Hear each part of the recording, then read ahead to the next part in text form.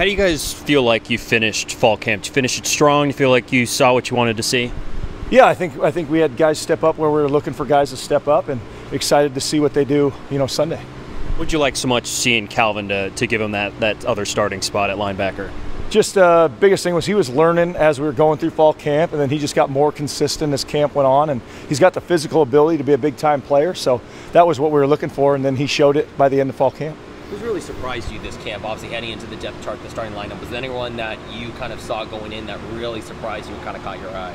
I don't know if surprised, because there's some young guys that stepped up, but we kind of expected them and knew that they had the talent to do it. Yeah, I wouldn't say there was like a big surprise. We're just happy with the growth that guys had. What about some of the secondary depth? Dermott, I know a couple weeks ago, had some high praise for him. Yeah. What did you guys see from him and his talent as a freshman? Yeah, he's got some big-time ability, and he's getting better every day. He's a guy that we're going to keep pushing to help us. So he's probably if you said surprise just because he's new, that would be the one, but we're excited about what he's done so far. I know Coach Smith talked about yesterday that he watched the game, San Jose State versus USC. What did you watch in that game, and how do you guys prepare defensively for them, which they look to be pretty good offensively? They're a very talented offensive football team. Quarterback's really good, dynamic with his arm and his legs. Got good receivers on the outside. Tailback's strong, runs hard. So it's going to be a challenge. It's going to be I think one of the better offenses we're going to play all year. We really do. Do you feel like it's a benefit, the fact that they already played, you got to watch them, kind of scout their film, you're not trying to figure out who's on the depth chart, who's going to start, who's not going to start, you have a good idea? Or do you feel like it's almost like a disadvantage because they already have a game underneath their belt against another strong opponent? It's both. There's a part of it where you got a game to watch them again this year, but it's also, their biggest improvement's going to be from game 1 to game 2. And we're on game 1, so we really got to go out there and execute at a real high level because they will. How much do you watch that matchup you guys had with Cordero in 21?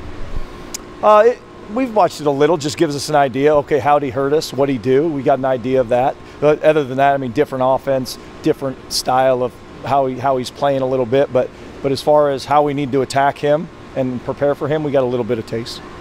On that defensive line, you've got a couple of guys, Golden and Chatfield, that are now in a second year in the system. How do you think that helps them, and what do you expect out of them this year?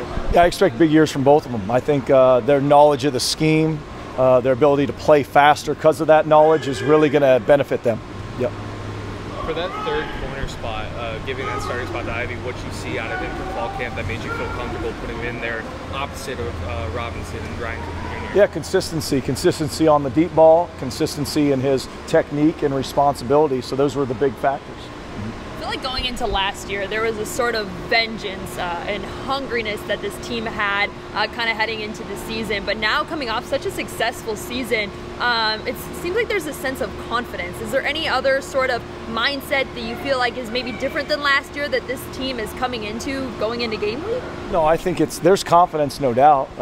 But I think it's always chip on your shoulder. You know what's going on around college football, so we've got a chip on our shoulder and we've got a lot to prove. So I think guys have that mindset and are still playing with that hungry, ready to prove something. You guys have a turnover goal? We don't, we talk about turnovers within our plays and our technique. We don't overstress it because when you do that, guys start looking for turnovers and bust assignments. And so we don't set goals for turnovers. We're going to try to be disruptive to the offense and to the ball. Yep. How ready is this team to hit someone else other than their own teammates on the field? They're ready to do that. Yeah, towards the end of fall camp, it was starting to get a little chippy because guys were tired of hitting each other and all that. But yeah, they're ready, and I expect them to be ready on Sunday. Yeah.